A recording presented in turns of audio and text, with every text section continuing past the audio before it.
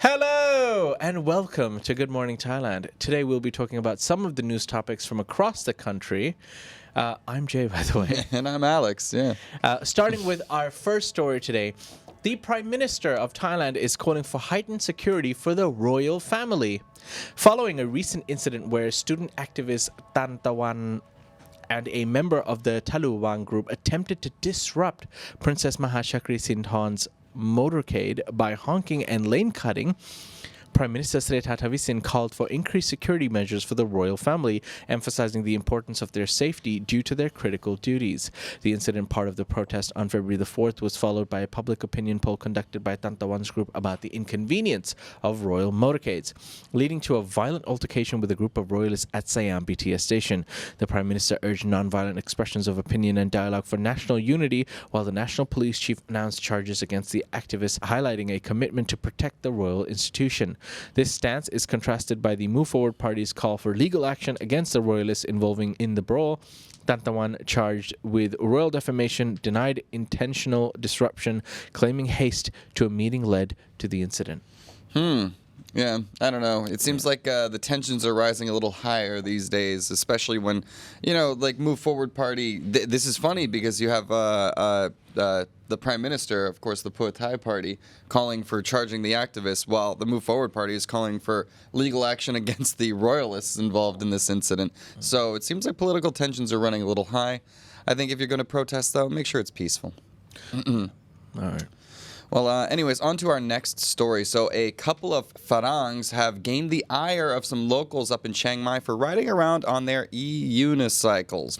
Yeah, that's right. So in Chiang Mai, Thailand, two foreign individuals caused a public outcry by riding electric unicycles on a busy road, an act captured in a widely shared Facebook video. Their use of the right lane intended for high-speed vehicles and the inherently slow and unregistered nature of their e-unicycles drew criticism for endangering themselves and other motorists. Despite warnings from onlookers, they persisted, leading to calls for police intervention. Thai netizens emphasized the danger and illegality of their actions, noting the lack of necessary safety signals on their vehicles. A Thai acquaintance of the foreigners explained their unintended presence in the right lane was due to a missed U-turn. The Chiang Mai Provincial Police are investigating, and the riders face fines for using unregistered vehicles on public roads, highlighting the serious legal implications of disregarding local traffic laws. So if you got one of those hoverboards, be careful where you're hovering around. And yeah, probably not on the roads, people. I think that's more of a sidewalk It's more thing. like those e-scooters, actually quite fun, but like anything when you're on holiday, they didn't really say, they just said foreigners. Yeah. Know the rules, know your traffic laws, where you're going.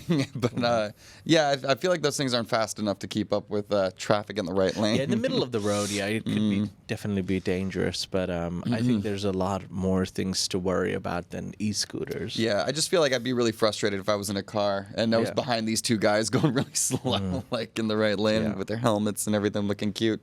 All right. I can understand the ire. We're going to move on to our next story, where a massive piece of construction equipment overturned at a site in Chonburi. An 80-ton crane, to be precise, overturned at the Chonburi Provincial Administration Organization's construction site of a 5-story office building, causing significant damage to a parked pickup truck and injuring the crane operator.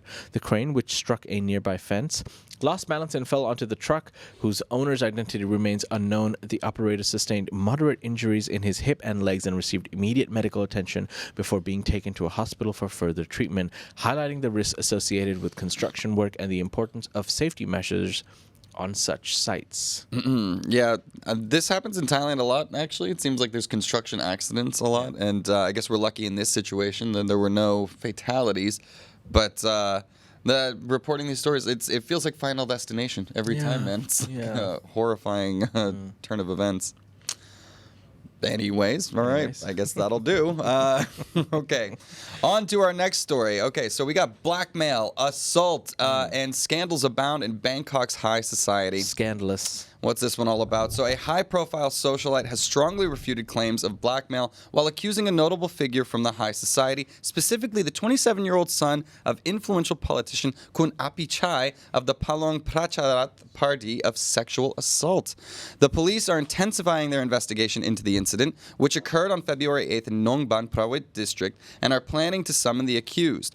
The 25-year-old victim, supported by legal advisors, has followed up on her case at the Prawit police station, providing additional medical evidence of injuries from her attempted escape.